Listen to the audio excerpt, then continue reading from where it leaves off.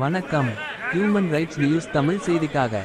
நீலகிரி மாவட்டம் உதகையில் அரசு தாவரவியல் பூங்கா விழா முன்னிட்டு இன்று பிரம்மாண்டமாக அமைக்கும் பணிகள் நடைபெற்று வருகின்றன. 127வது மலர் கண்காட்சி பண்டைய தமிழ் அரசர்களின் வாழ்வியல் முறைகளை வெளிக்காட்டும் உருவ அமைப்புகள். நுழைவாயில் 21.5 அடி நீளம் 12 அடி உயரம் கொண்ட நுழைவு வாயிலில் வடிவமைப்பு 25,000 மஞ்சள் வண்ண சாமந்தி மலர்கள் கொண்ட உருவாக்கப்பட்டுள்ளது.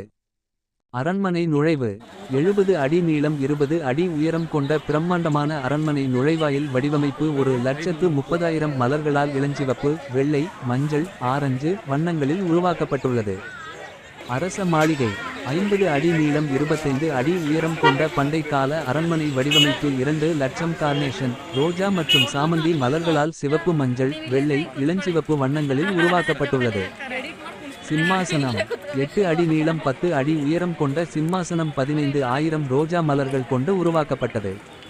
பட்டத்து யானை 12 அடி நீளம் 10 அடி உயரம் கொண்ட பட்டத்து யானை வடிவமைப்பு 25,000 ரோஜாக்கள் மற்றும் கார்னேசன், வெள்ளை, சிவப்பு, மஞ்சள், கரு சிவப்பு வண்ணங்களில் மலர் கொண்டு உருவாக்கப்பட்டது.